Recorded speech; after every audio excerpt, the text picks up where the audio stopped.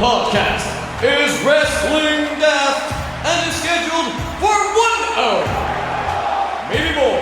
It has no real time limits, making their way into your ears.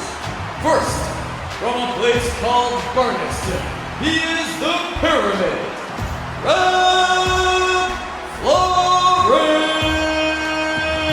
It's going to be the funniest show ever because I'm all about the comedy and the money, baby. How much you gonna pay? And his partner, the top end of Stevenson. From Mexico City to Beef Community Centre, I've got stories that are going to blow your mind.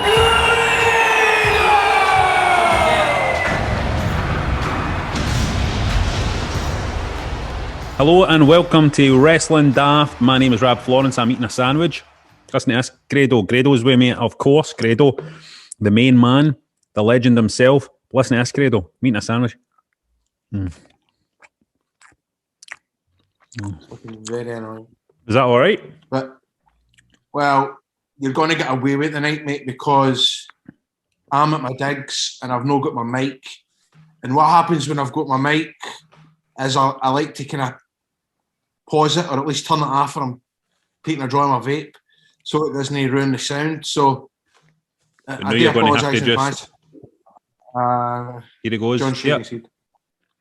You suck on your vape and I'll chew my sandwich at the same time. Right, here we go. After three. 3, 2, 1. Suck. Welcome to Wrestling Daft. Cracking. How's your week been, Grado? What you been up to? Just recording, filming 2 Doors Down, doing radio, then 2 Doors Down and stuff like that. So just been kind of kept busy. I'm up in Glasgow now, so Busy boy, yeah. I'm watching the wrestling night when I can. No current stuff, but I watched Bret Hart versus Mr. Perfect SummerSlam 91 the other night. Beautiful. What's those guys you make it out to be? Shut up, mate. I've been watching a fair bit of Bret Hart stuff lately, by the way, because I kind of feel like I'm always a bit harsh on Bret Hart. You know what I mean? Well, the A&E one of him was probably the best one out of the lot, but he fucking loves himself, all Bret Hart, man. Oh, he loves himself. He loves himself. He's his biggest fan, but you know what? When you look at it back, man, his shit looks tremendous. Oh, and if he has a big punter for himself, then he's got the fucking. You can talk the talk, but you can walk the walk, I know, can't you? Oh, yeah, man. That's exactly. Welcome to Wrestling Daft. So let's see what the punters have been saying. Pumped himself up. So WWE SPFL got in touch, right? He says, I like Adam Cole, he says. But he says, ever since listening to Rab, I'm convinced he's actually shrinking. What sort of mad Papa Shango voodoo is Rab putting on him? That guy is getting weird, I think. You're still eating that piece. I think that guy's getting weird. Well, you know, he might have you don't know, you can't, he might have an underlying health condition. Come on now. You don't know what's happening behind closed doors. Do you think Adam Cole's like Benjamin Button? Is that what you're trying to say, Grado? Is Benjamin Button a guy that's old? He starts old and then grows backwards. No, he's not turning into a baby. What Grado's saying is that he might secretly behind the scenes have a heroin addiction.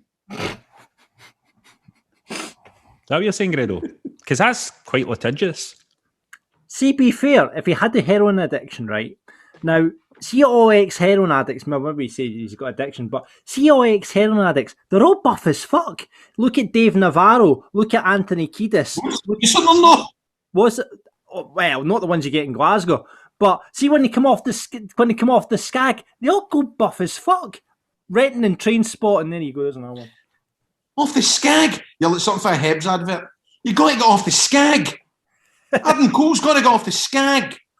But Sarah, how about it? I really fancy you. Should have seen the St. Hunt Saturday night. I remember that one. And what was the boy band one? My Lonely Mate or something? What was it? No, it was a girl band. It was a girl band, right? They were called. What were they called? That was a stop smoking one, wasn't it? They were called Stinks or something. I said again. I think they were called Stinks. I says again. So Bronzello says, following on for last week's discussion about gravestones and Andre the Giant being cremated on the Hidden Treasures documentary, it states that Andre's ashes weighed 19 pounds. That's crazy. Is that true? That's what he says. That's heavier than a baby. That's like 2 babies worth. All right. That's heavy ashes. Are they counting the on? The fucking on?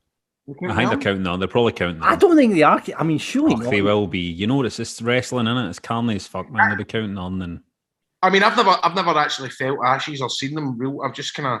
Is it just like frag ashes? it's like a powder. It's like a kind of chalky powder. I love it. You can put them on your cereal, on it. For an extra wee, put them in your muesli, mate. Where would you get your ashes spread? I would get my ashes spread. Where would I get my ashes spread? Probably at the centre spot in Ibrox, I think. Where would you get yours spread, Grado? Just on top of mine at the centre spot? There or the Buffs Park or the Sir Matt Bisbee Sports Centre for the Lowlanders big end. I know where I'm getting mine spread, actually. I know the answer to that one. Up at Glen Etive, which is up the north of Scotland. I would probably get them there, or I'd get them hooked into the Clyde here by Helensburgh, or I would get them sprinkled up Springburn Park in Ballarnock. What are you, John? I've never thought of this, but I think it would be quite nice. You know, as a Falkirk supporter, you know, the penalty spot, that'd be quite nice. Yeah, I'd like. Did Falkirk have a ground? They have a football ground. I would do. Yeah.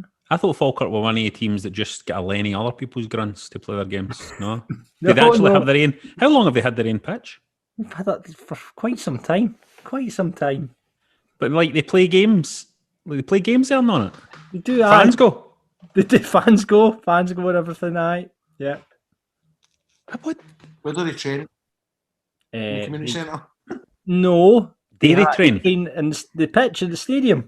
Well, the players are working in a call centre most mornings, so they don't really get a chance to do much training, I don't think. Anyway, that leads us nicely on to our next shout out from Ben, one of our punters. That's true. Ben spotted another incidence of football and wrestling as Dumbarton announced new signing Joe McKee via the Chris Jericho countdown. Would you like to see this? I would like to see it.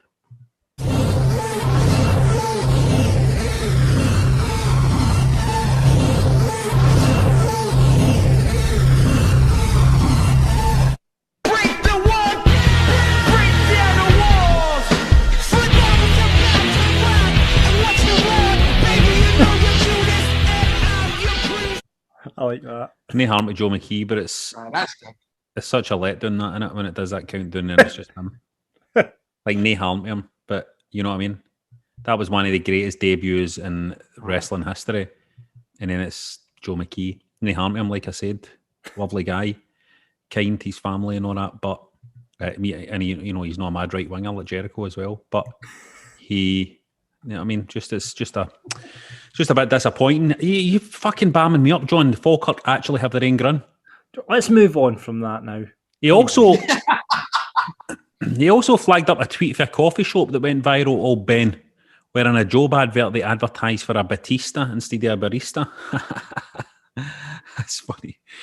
It inspired a lot of responses, that thread, such as I walk alone inside this cup of coffee.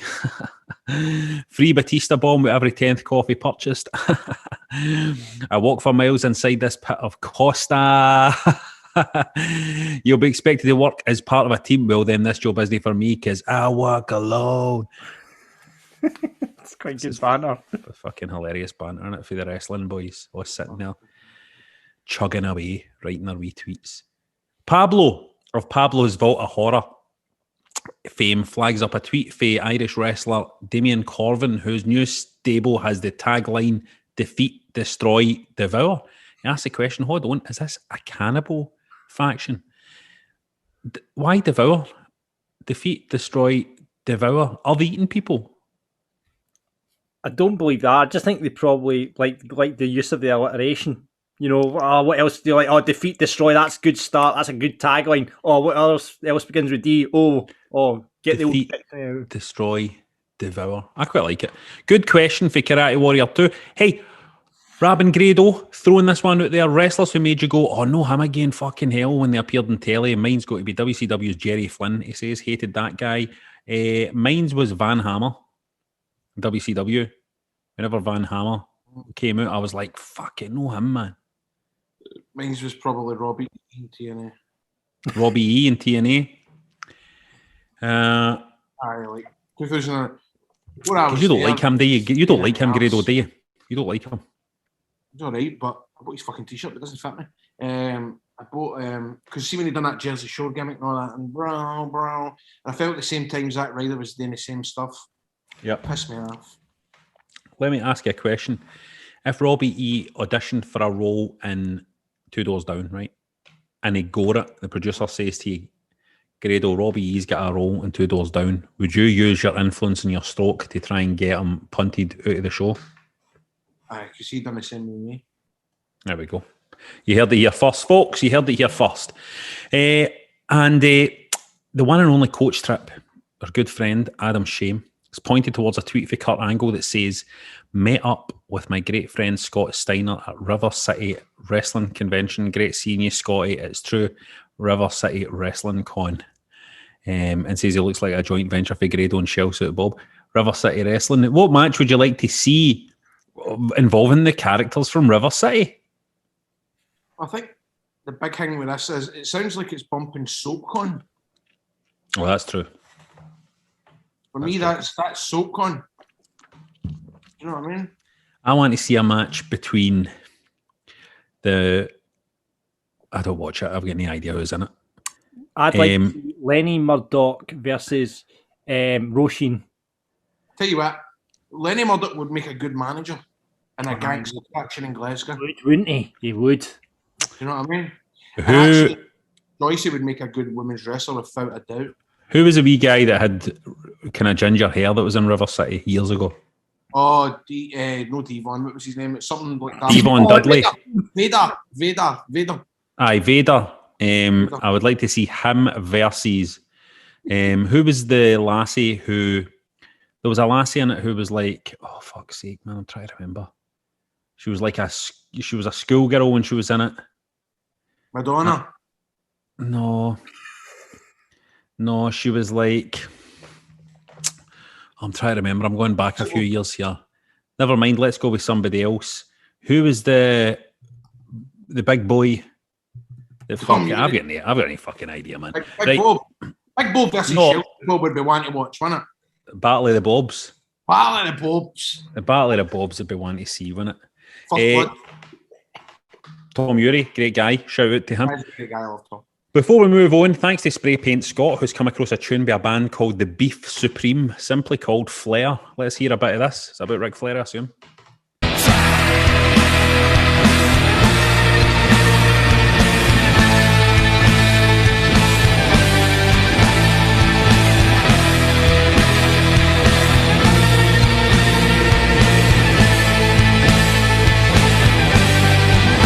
Never ever send us anything like that again, Spray Paint Scott, right? Because we sat and listened to that for about fucking 4 hours and we were listening again and again going, and I was a wee bit of wrestling in the video and stuff, but this is a podcast.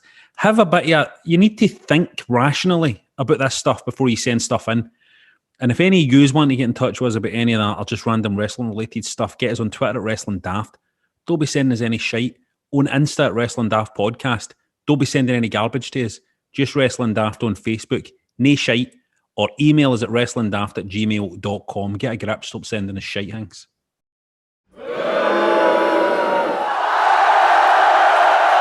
Now, every week we separate the bad for the good of wrestling, the 3 lines for the yes sir, I can boogie. I'm sick of yes sir, I can boogie. I know, no offence, John. I know George Bowie did his remix and all that, and, you know, but come on, get a rest. Seen people with the t-shirts on and all that. Let's get a rest. Wrap it, John. Right, wrap it. I think you've ripped arse with it, John. Yes, sir, I can boogie, I think. Still top 10, I think, in the iTunes chart. Is it? Aye. Well, I've heard Falkirk have a football ground as well. So, I mean, right. So let's talk about Barry and putting over. Obviously, we both want to put over Grado, Piper Niven making her debut on Raw. 100%, man. It was on Tuesday. High profile debut, by the way. High profile debut. It's a good sign, mate, because here's the crack.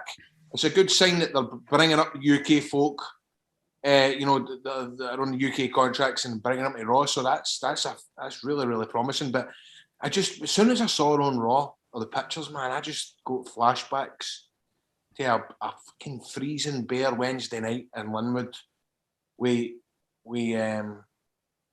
Viper and Nikki Storm and Damo, and just thinking just how far they've came, and especially for Kimberly, man, because Kimberly's an absolute diamond there, lassie, absolute diamond, one of the nicest humans you'll ever meet, and she's never gave up, man. She's never gave up. Obstacles have been thrown her way, and each time, man, she's managed to make the most of it, and now she's on Raw.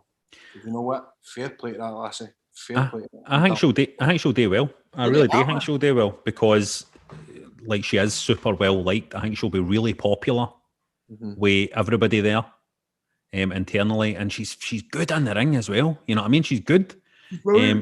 So that's the best thing. What do I want to bury? I want to bury fucking Alexa Bliss. I'm sick of burying her. I can't bury her anymore. I'm not going to bury her anymore. I'm not doing it. Let's see what the punters are saying. John wants to put over Viper's main roster call-up. Great to see another Scot in the WWE. And another big shout-out for Dark Side of the Ring for John. Nothing getting buried for him. Kev wants to put over the Tombstone Daft segment for last week, which was very funny. What was that? What was that? We were talking about all the dead people and the dead wrestlers. And aye. That's right. That was good fun. And Kev wants to put our Cesaro hiding behind the door in the Bayley Seth Rollins segment for SmackDown. That was good. I really enjoyed that Bayley and Seth Rollins segment, actually. I think Bayley's great. Sean wants to put all the WWE not acknowledging Piper Niven and triggering the indie wrestling fans and bury the booking of Alexa Bliss. Hold on a minute. Put over WWE not acknowledging Piper Niven.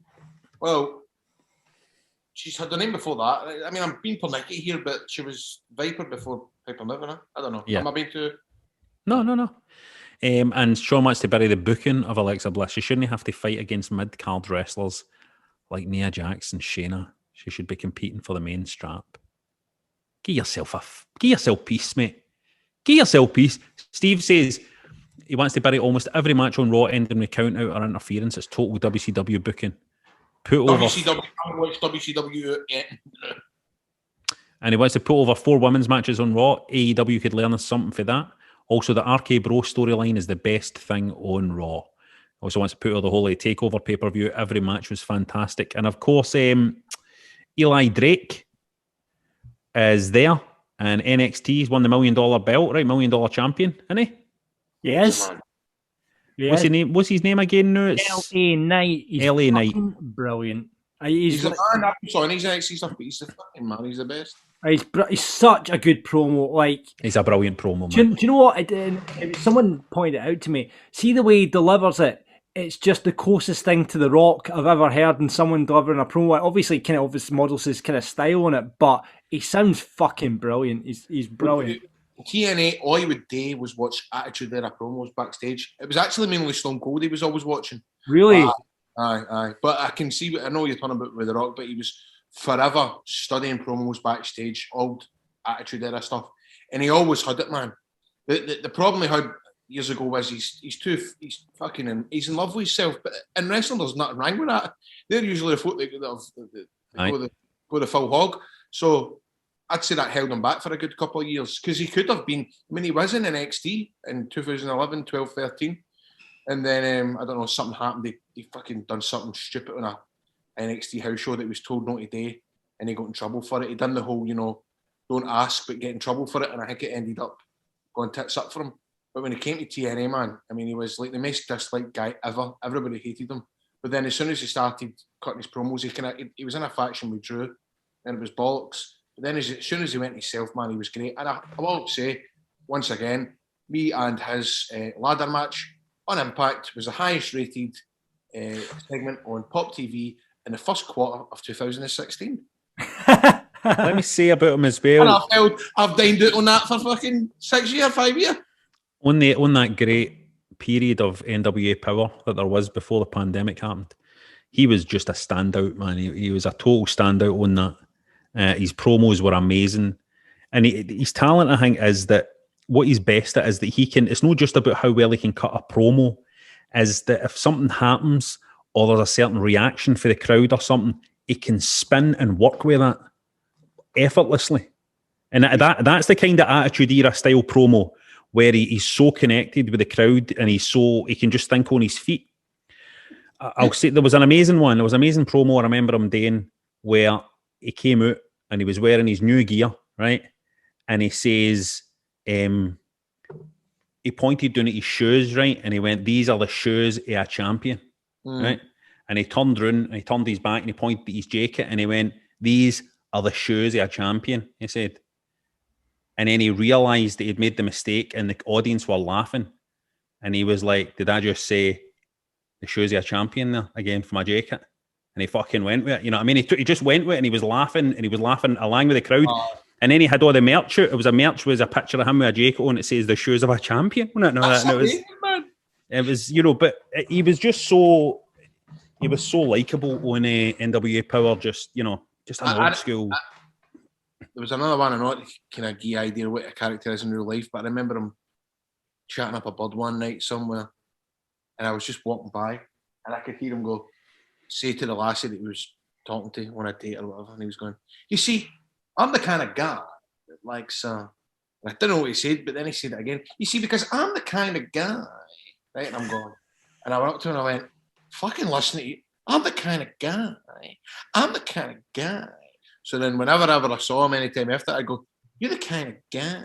I'm the kind of guy." You know, sitting there talking away, totally boke inducing, but that's you know what I mean? That's he's kind of kind of guy. He's a star. He's a star. Everybody treat him the kind of guy. In fact, don't, because you'll biff out, actually. Don't. Ross wants to put our Finland using Ludwig Borga's entrance music as their national anthem. What a fitting tribute to the man. Very funny. Jim wants to put our Piper Niven making her Raw debut. She's always seemed genuinely nice when I've met her, so well, happy for her. Jim, sounding a wee bit like a stalker there. Dan wants to bury the vitriol that is about for people that like the opposite company. Let people enjoy whatever they like and stop with the hate. I don't watch Raw and SmackDown these days because it's not for me, but I don't criticise those that do.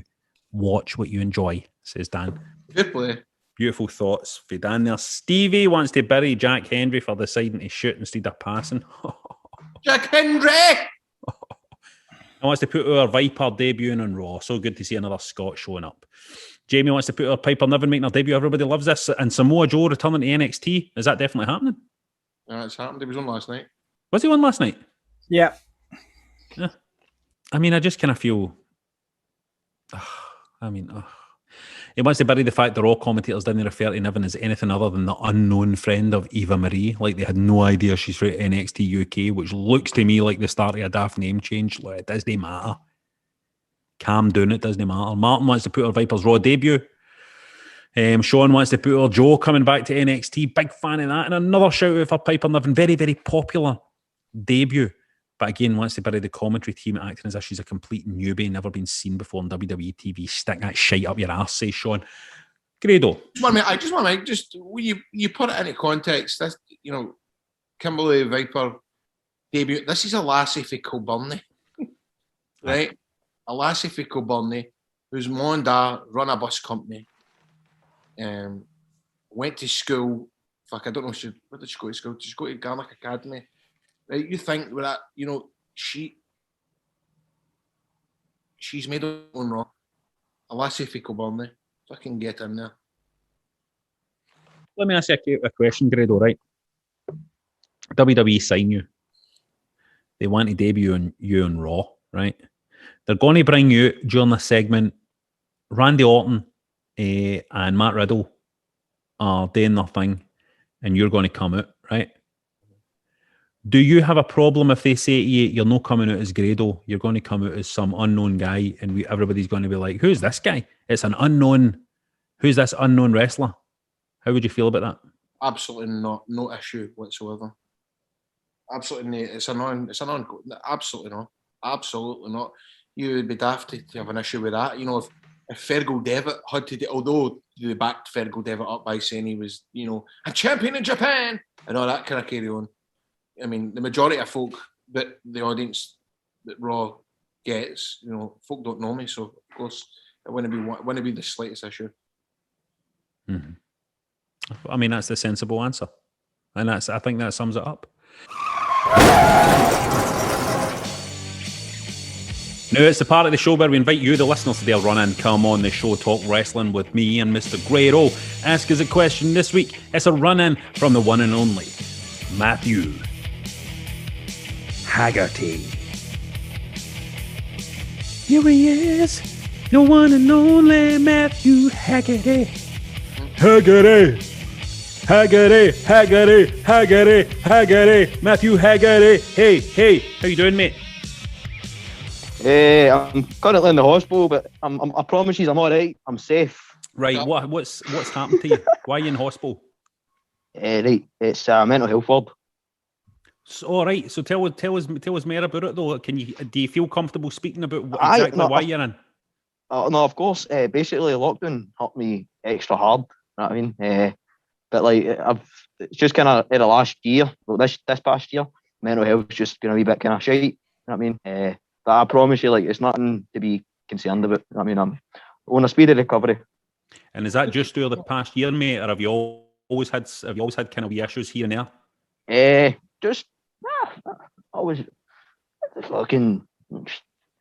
always been quite overly sociable, but I'm not like ashamed of it or anything. You know what I mean?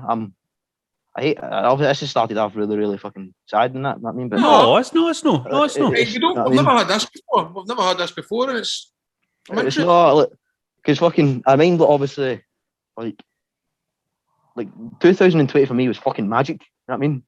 And I know that obviously must sound quite like selfish because everybody's always had a shite 2020, but like it wasn't any different for me because I've been out of school since 2019, so it was just like another year, and like so it was all right for me. I turned 18 this year and pretty much partied myself into a psych ward. I got the cells on my birthday. And I was very walking about saying, I put myself in a cell by myself. I'm fucking brilliant. But obviously, I've...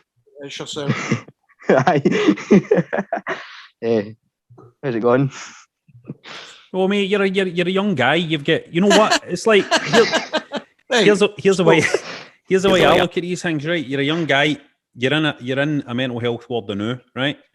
You're getting stuff dealt with, you're seeing the right people. I think there's always a problem sometimes people go for a long time and they're not getting any of the help, you know what I mean? It's just a fucking positive thing, I think, that you're in there and talking about it.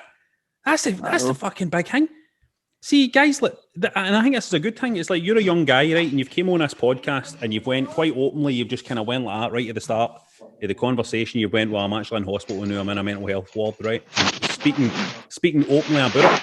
And it was a time people wouldn't have done that. It's like people me and my generation and even Grado's generation, we probably wouldn't have spoken as openly about that, wouldn't we, no, Grado? No, which is kind of refreshing to hear. And but I'm interested. What a year near 24/7. You're just getting help. Like, when will you be getting out? Like, so, like, before exposing the business. Well, mate, if you want to fucking kayfabe the mental health ward, mate, it's fucking brilliant, by the way, mate. It's fucking, mate. See, I got half the cuffs today, right? Right. So I was sectioned, right, after a wee bit time after my birthday. But that was like during like the middle of lockdown. So like technically everybody at the time was sectioned, right? So when I came back, like they had just started doing visits and like the day walks outside, so you can like go to a nurse and walk about and you can go to the shop and stuff now, so you can. So like it's, to be honest, it just feels like a regular hospital admission, only like I'm not. And it helped you. Aye. I mean, like You meet I other fucking- you meet other people and stuff like that. aye, it's good. It's good to like. It's a good way to kind of socialise in a fucking unsocialised kind of world for a bit. You know what I mean? I'm taking it like counselling and stuff like that as well, where you can sit Aye. and talk with other people that have the same issues and stuff like that. Aye. I'll be honest, man. Like, obviously, these podcasts is the thing that's got me through the first time because, like I remember, like, obviously, you need to wait on your COVID test coming back, so you need to sit in the room. So I'm sitting potting myself with all the fucking remarks and fucking shit for here, and I mean, like, I'm a mark, I'm allowed to say this shit. Potting up doing like, oh, fucking Batista. That means a lot, doesn't it, Rab? Because I'm Aye, sitting it does. there thinking, well, Seth and I feel as if I've been a wee bit crab at the night. You know that way? Aye, and it's nice to hear. It's nice to hear that, you know, some folk that are out there listening and you know. And when you dig it out, mate, will you continue to get like some? Will they be checking in on you and you continue to get some help and stuff like that? Aye. Well, like, I'm wanting to get back to the wrestling training. I recognise you, didn't I? I've met you before, eh? Aye, must be a fan or something, eh? Did I meet you through? I was trained under fucking voice crack, man. Trained under TJ Rage. I trained in Airdrie. Fucking like I started training when I was like 12. I made my debut like the end of 2019, and then I basically became like a wee Ned and like drifted away from training a bit. Fucking went out, started drinking, smoking weed, kind of usual. And then lockdown hit. So like I couldn't get back to training if I wanted to. And then fucking like it's like just recently I've been really, really enthusiastic to come back, buy myself boots and stuff, man. Like fucking buzzing and then like, oh shit.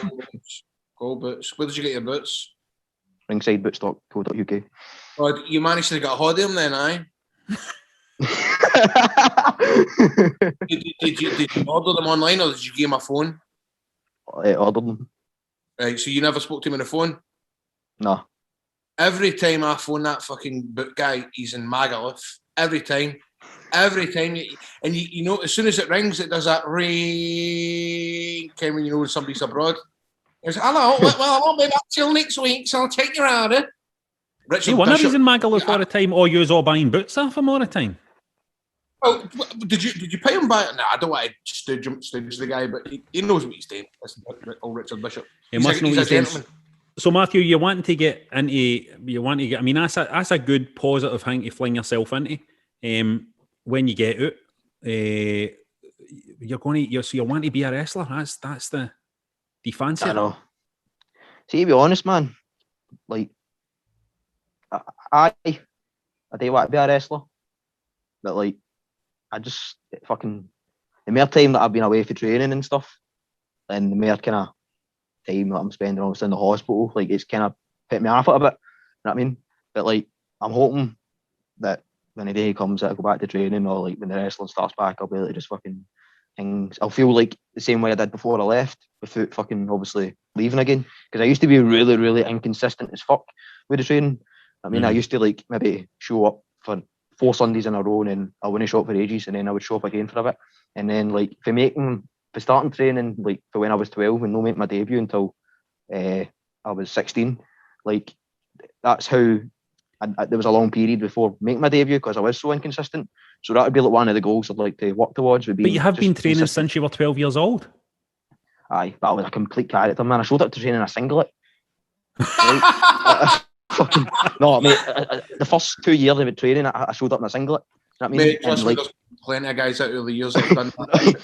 Fucking. I used to get called Kurt Angle, right, and I'd be raging that I wouldn't get called Grado. I mean, they used to. My nickname was Kurt, and I'd be like, no, I want to be called Graham. Yeah, listen, see how the hang about training and then taking time out, mate, and being inconsistent. That was the story of my life for I'd say about 7 years. I mean, there was one time when I stopped for like 2 full years between 2000 and, in fact, longer than that. And it's just, if it wasn't for fucking YouTube, I'd be. But that's age as well, though, right? It's youth, though, isn't it? It's like being young as well. It's like it's hard to have that proper kind of dedication and determination when you're young, and particularly when you've got like when you're that age, you're 17, 18, 16, 17, 18, usually your mates and all that are kind of kicking about and doing stuff, and you're kind of wanting to do stuff with your mates and all of that. And I suppose you need to be just super fucking single-minded about it, you know what I mean? Just be like super selfish and kind of push yourself right into it. Because I think the scene is going to be quite exciting once everything gets back to normal. I think it's going to be a good time for people to, you know, be really flinging themselves into the training and stuff like that. Definitely fucking hell. Exactly. I fucking, like, I'm just looking forward to being able to help at shows again, you know what I mean? I fucking get the wee black tie on and the wee black jeans on, man. I just fucking look forward to doing my security guard. That's all I like to call it. A sweet single one underneath. Aye, fucking goddamn running, ripping the shirt open, man. So what have you been watching? Have you been watching wrestling lately? Are you up to date? There's a thing called AEW Enter. Have you been watching it? I've been watching a wee bit of everything, to be honest. I mean, I used to like only really watch like WWE, and then obviously like the telly in here. There's no like Sky or anything, so like it's just kind of flicking through the channel, just watching stuff and watching it on here sometimes, man. But obviously, I feel quite like self-conscious sometimes because like, you know, everybody's a wrestling fan, and like aye. Like there was a kind of period as well, like, and I was like, am I a wrestling fan still? You know what I mean? Because like every country's like, oh, what's the scripted wrestling? And I'm like, well, like, it's like I made my debut, but I'm no, like, still trying to kind of see if I'm able to call myself a wrestler yet, which obviously I know I'm no, because I've only made my debut and then I shot myself for a bit. You know what I mean? And what was that like when you made your debut? Was it, how did it go? How did you feel it went? Oh, fucking shite.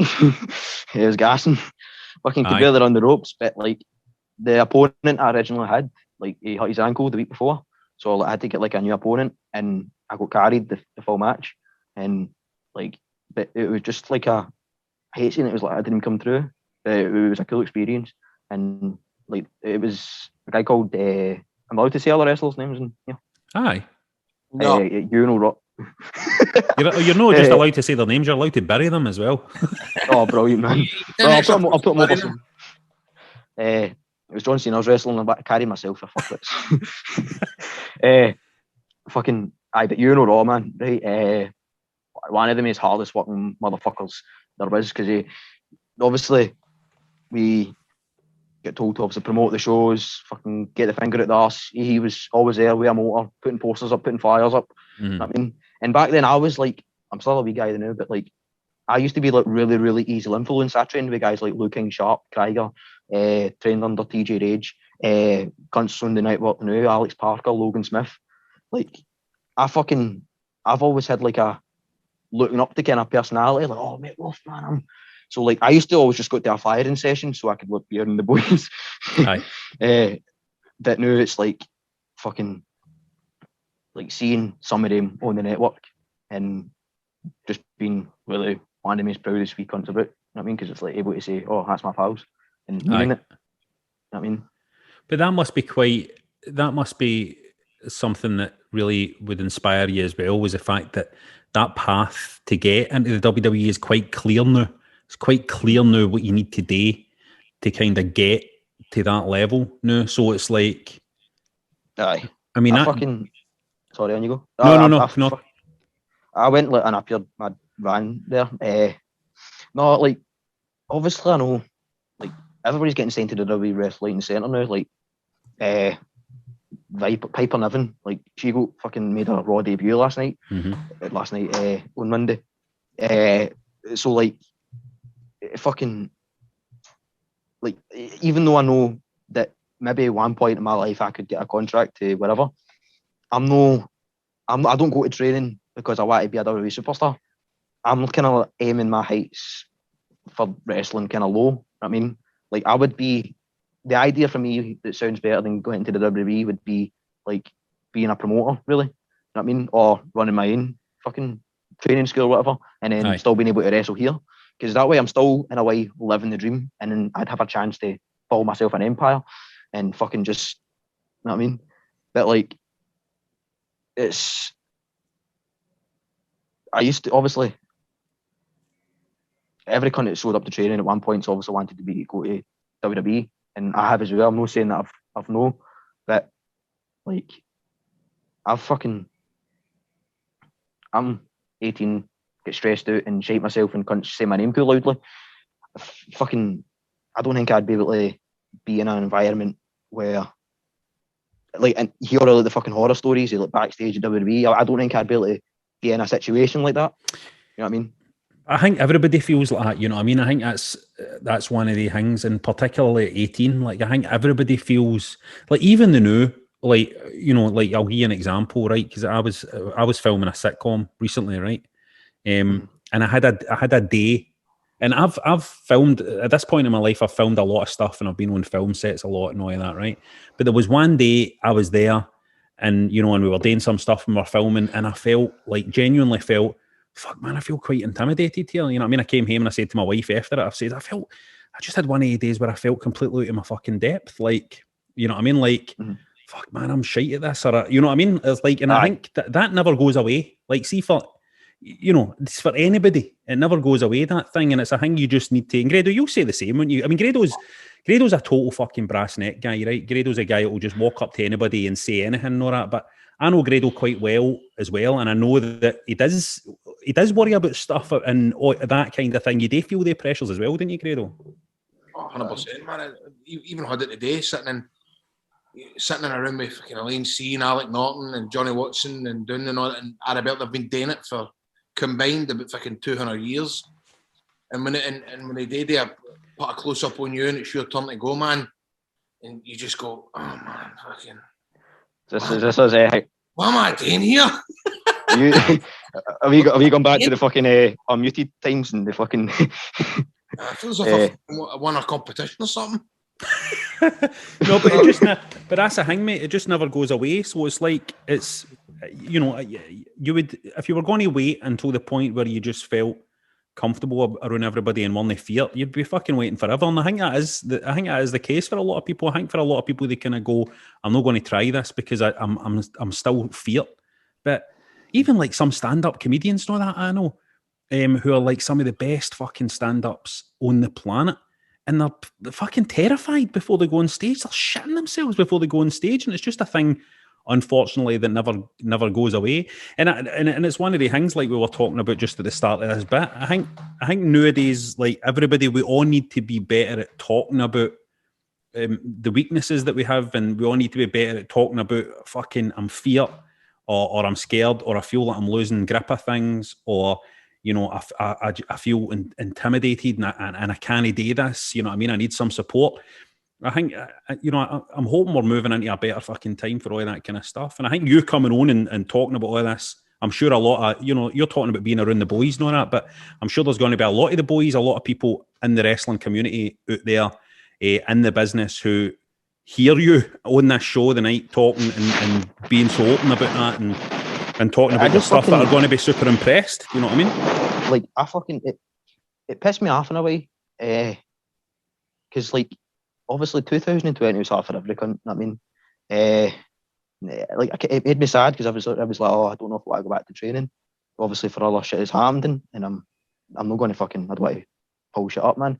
But, like, I feel like when the day training comes back, and obviously people are training elsewhere, but I'm talking about, like, when the day, like, the Airdrie school opens up and everybody walks in, I feel like cunts, it's not going to, there'll be something like, like an elephant in the room or whatever.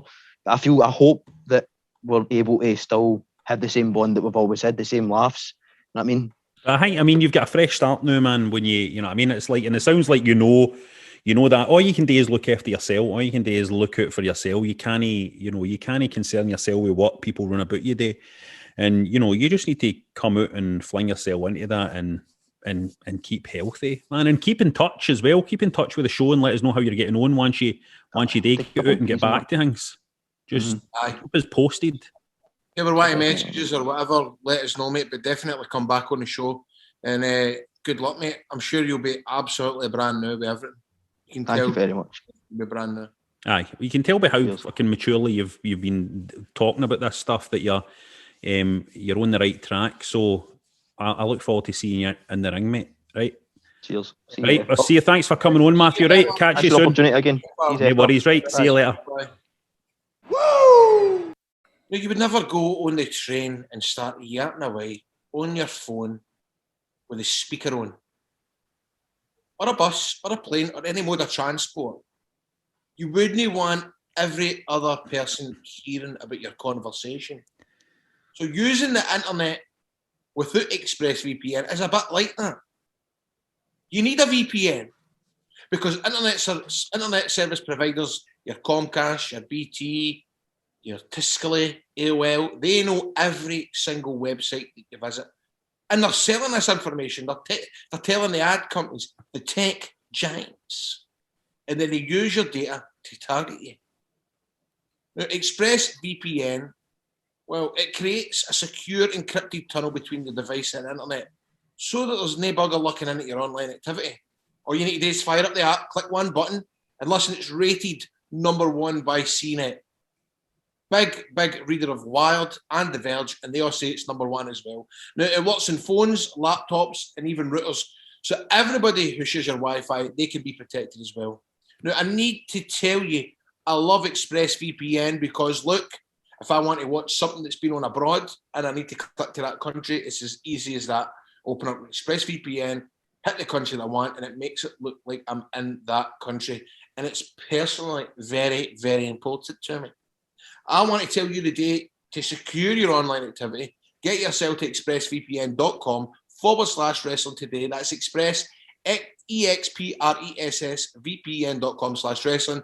And you can get an extra 3 months free. Now, it's expressvpn.com/wrestling. That's 3 times, bro. But listen, get yourself hooked up, keep safe, and batter on. You just made the list! Now it's time for a list more plentiful than the list of David Marshall memes. It's the list of Wrestling Daft. You can vote for what you want us to talk about by joining us at patreon.com/Wrestling Daft. This week it was all about debuts, the best or the worst. With 71% of the vote, it was best debuts that won, though I believe WWE may have done this before. We may have done this before. I don't have that. St. John! I know, total rubbish mistake. Hold on, Have we done this? We've definitely done this before. Have we? I thought we had. Damn it. We've definitely done this before, but let me just spit some out right at you again at the top of my head. Best ever debuts. I'm pretty sure my #1 last time was Kurt Angle's debut. I'm pretty sure it was that. My #2 was probably Jericho. Does it have to be a complete? Does it have to be a complete like your first ever debut? Because me and Jester were talking when we were filming, and me and Jester were talking about just how amazing it was when Undertaker came back, American Badass Undertaker came back, and was. Does that count as a debut because it's a kind of new gimmick? I would say it's the debut of the American Badass. I would let that one slide, aye. Try to think of some other great debuts. Well, there's an obvious one that everyone probably would say is Kane. Kane was a great debut, aye. Mm-hmm. Kane was a great debut. Try to think if there's anybody else. Ravens at fucking Unforgiven. Aye. God.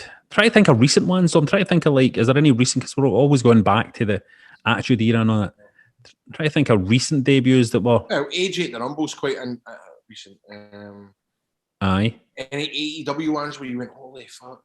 Do you know what's a really good debut, right? And it's a re-debut. But Jeff Hardy on that TNA head-to-head with Raw episode. Oh, yeah. That's a fucking great one. I like that. That's a decent shout. Kevin Owens' debut on Raw was a good one. That was good. When he came out to challenge Cena, remember? Uh-huh. I'm trying to think any other good recent ones. Let's see what the punters are saying. Andy says, I was at the Hydro when Raw was being taped and Noam Dar made his main roster debut. I was sat near some ICW talent when Noam came through the curtain. They stood up and applauded their pal. Genuinely nice to see. I remember that. I was there. I was there. I was at Pantomime. I was there. I went backstage after it. Went back. William Regal took us backstage. Did you go backstage at Raw, man? Rigo took us backstage. Jason, best debut in recent memory, AJ Styles at Rumble. Daniel says, best debuts recently, Moxley at AEW. I said the rest of AEW's debuts recently have been a bit shit, especially Andrade. That was a shit debut. Scott says, I love John Cena's for his wee spiky hair to the ruthless aggression. Kurt Angle doing what he does and making Cena look like a star. Everybody forgets Angle's debut. It pisses me off. Angle's debut was the fucking best debut. He came out and the crowd were chanting boring at him. And then he fucking rolled out and took a mic and all that and was ranting at the crowd about I'm no boring. It was brilliant. It was like, it captured everything about that guy. He came out, he was instantly brilliant in the ring. He was instantly brilliant on the mic and he was instantly thinking on his feet. It wasn't just all about a big fancy entrance and all that. Kev says Earthquake sitting in the crowd, kids pointing for him to be picked for Dino Bravo to do a push-up with him on his back, smiling and laughing happily, sounding like a gentle giant with Mean Gene, then attacking Ultimate Warrior out of nowhere. That was it. That was great. Forgot about that. Went right out of my head. Absham says Santino, just crazy, jumping out the crowd and winning the Intercontinental title for Amaga. It was mental, which is what wrestling should be all about. That's a great debut. John says Cactus Jack's debut in Madison Square Garden against Triple H. Watching back how well it was done, and the pop was just amazing. Evil Ninja Phil says it's got to be the narcissist Lex Luger, the big cape, flexing at a big load of mirrors, Bobby the Brain going nuts about his muscles. And it just didn't go anywhere, did it? It was the problem. Thomas says Scott Hall on Nitro changed the game, blurred the lines of what was real. Sting at Survivor Series, it was expected and people slag it up, but it's Sting in the WWE. Andy says Taker, but everybody would say that. Nobody did say it, actually. Edge, then Christian. Texas Tornado, sure it was SummerSlam 90 debuted, beating Mr. Perfect. Yokozuna 2 was cool. And Craig says he absolutely loved Goldberg's on Raw back in the day. Probably because I was too young to know the ins and outs. So it was a proper surprise. I would love to see a big debut again, you know what I mean? Like a big giant.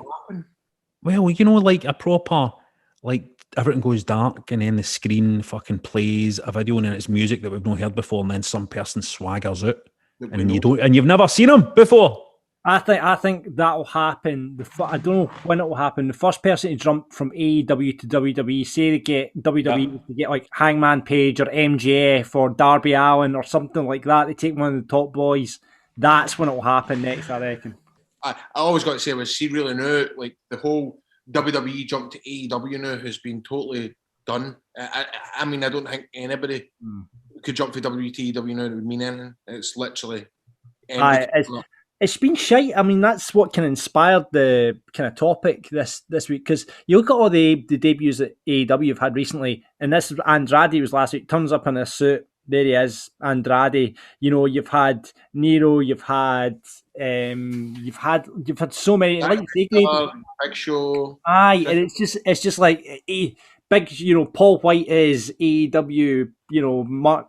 You know, it's just. There's no surprise. The best one I think in the list was like Moxley turning up. That was fucking cool during the Omega match and stuff. But it's just. AEW don't seem to kind of do a big build like that, but because you know that it's just a WWE guy that's going to turn up, you know? I think that of all the people in AEW now, right? I think the one that they would want the most of all the people in AEW, genuinely, the one that Vince would want the most out of all of them is Darby Allin. Like, genuinely, I think the WWE would fucking kill for Darby Allin. And I think it's just a matter of time before he goes, because he's that kind of Jeff Hardy guy that Vince likes to have. Vince likes to have that young, cool guy. You know what I mean? That's in there, and they need that. I think they need that. And I would love to see a face Darby Allin coming into WWE straight into a program with Seth Rollins. I'd fucking kill to see that. Can you imagine it? Imagine a Darby Allin Seth Rollins match. Fucking brilliant, man. Brilliant. Grado, talk us through your TNA debut. No. Just tell us something about it. How did that feel, mate? Well, I don't know, because I feel as if I had like about 4. Because the first thing I ever done under a TNA banner or fucking paycheck was against Shah at York Hall, which technically was a British wrestling card. It was Bethnal Green. Probably about 600-700 people there, crowd was amazing. Go to wrestle my best pal. In which the thing that we took for it was it's a fucking proper ring. You know, like obviously we get British wrestling rings, but this was our first time on a ring that, you know, was immaculate, a TV ring, if you will. So that was the biggest thing, and it was just how fucking cool it felt. And then I debuted in America in a fucking 6-man tag match, and fucking, but I couldn't even tell you where it is now. Something North Carolina or something like that. No, North Carolina was the second night. The first night was, I don't even remember. Richmond. What felt like your actual debut though? Like what one of them felt like your? I'd maybe say that probably the second night I wrestled EC3 in a building that was bigger. It was like that was still a house show, but it was a decent place, decent venue. I suppose that probably felt like a debut. Then again, the Hydro felt like a debut as well, and then it felt like a debut in the soundstage in Orlando when my first match was with Low Key and Kenny King. Could be wrong, sure it was. I suppose that day was mental just because of what happened. I've spoke about it before with Low Key. So you just shit yourself, didn't you? It is. You just shite yourself, didn't you? We are wrestlers. Just to clarify, for anybody listening, we pretend to be wrestlers on the way back for a show, and we're telling each other stories as we're on the road stories. But these are stories that people sent in. I'm clarifying that because John likes to put up on Instagram clips for the show and stuff where it just looks like what it looked like last week. My wife says to me, Robert, there's a video up on the Hangmaid that's about you like spewing and shiting everywhere. And I was like, what do you mean? And I listened to it, and it was me telling a bit of a road story about somebody spewing and shiting all their granda's cream carpet. But the way John had edited the Instagram clip, it just sounded like it was me that was spewing and shiting all on my granda's cream carpet. So this is the danger of the road story segment. Yeah, what Grado? He does think it's funny. He wouldn't do that to George. I don't know. I write, listen to this week's Wrestling Daft to hear how this road story came about, or, Maybe he reads the captions on Instagram, mate. Or do they not? Well, let's see what happens this time. We're wrestlers on the way back for a show. Let's get in the car and see what happens. Let's start the car sound effects. Here we go. Beautiful. There we go. And here we are. What are you doing, Grado? You made your debut tonight, didn't you? Mm-hmm. How do you feel about that? It went better. Oh, could have went better? Don't worry, mate. I'll tell you a wee story here, mate. Well. It's big expectations with Pro 2. That's right. And you're Pro 2, mate. I'm as Pro 2 as you, but... Oh, fuck, there's nobody's more Pro 2 than me, apart from maybe Adam Shame. Adam Shame is very Pro 2, I heard. Now, about 10 years ago, a guy I used to be pals with had a 21st, right, on his 21st birthday, funnily enough. Now, the group I was part of then decided to wind him up, and we planned to scrap the shirts and the trousers and find the worst possible outfit combinations for his party. So I didn't have anything too ridiculous to wear. So ventured up to TK Maxx and got myself a pair of bright green Adidas popper tracky bottoms, right, and a luminous orange vest with Bog and Jesus sandals and a ripped denim jacket. Now, thinking about that, that would probably pass our fashion these days with the Millennial Spice Boys, do you know what I mean? Just to clarify, it's not me saying this, it's the guy saying in the story, right? I like the Millennial Spice Boys. Good name for a band, by the way, the Millennial Spice Boys. So anyway, I've donned this garb and I've headed to the party, buzzing to see what the rest of the boys are wearing, right? Was running a bit late, so they'd already arrived when I got there. Now, this is before the days of WhatsApp and group chat, so none of us had an idea what the other ones were wearing, right? So I turned up, one of the boys is standing outside waiting for me in a full three-piece suit. I nearly said a three-piece suite there. In a full three-piece suit, right? And I've just went, fuck. Another one of the boys comes out and he's in a suit and all. They're buckled. I've been double-crossed. I'm buckled as well, right? They absolutely done me. Head into the venue and the lads are eagerly awaiting this fud walking in dressed like a RuPaul reject. Is that alright? Aye, it is. Let me think, is it? Aye. Good laugh. Is that alright? I think it is. Good laugh, Oren. until one of the boys notices my popper trousers and goes, "Here, you need to give him a lap dance now."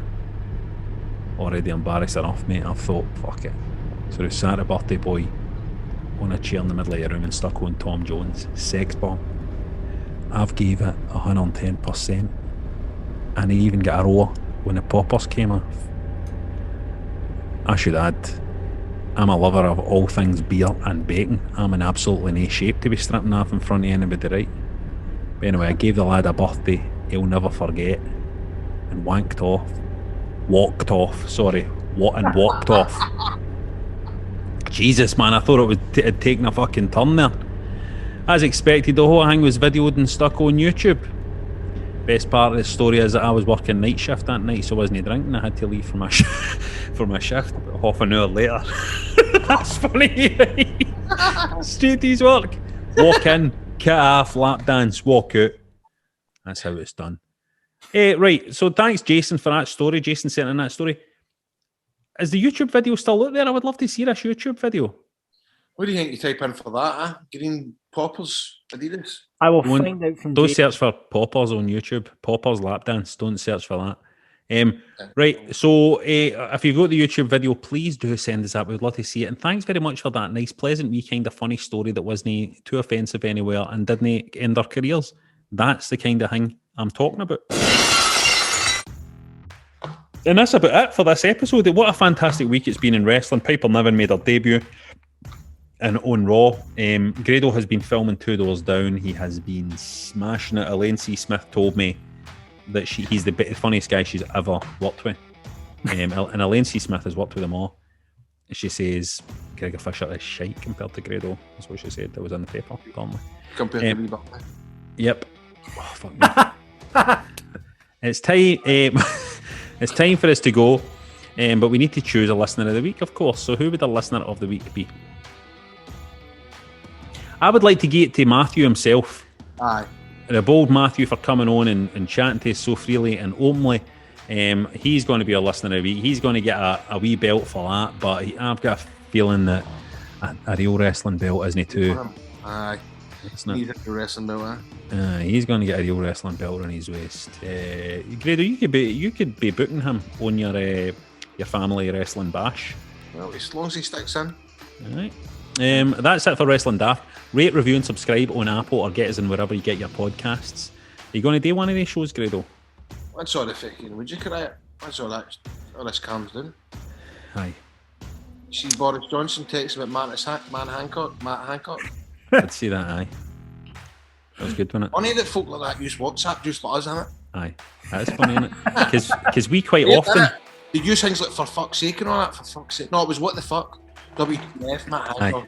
Do you think they send wee gifts and that, like wee wrestling gifts? You know that one with Austin where he's like laughing and then he goes, "Oh, serious?" That's my favourite one. Aye, he probably uses that. Dominic Cummings uses that a bit.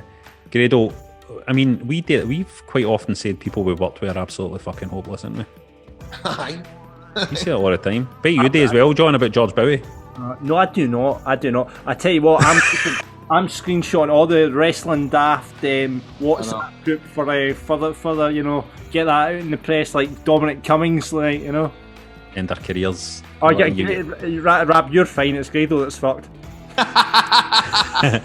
No, mind for more content. There's loads this week. Video version of the show. Get on board. Patreon.com/Wrestling Daft. We want your money. And why not check out our merch as well? shop.spreadshirt.co.uk/Wrestling Daft. Thank you so much for listening.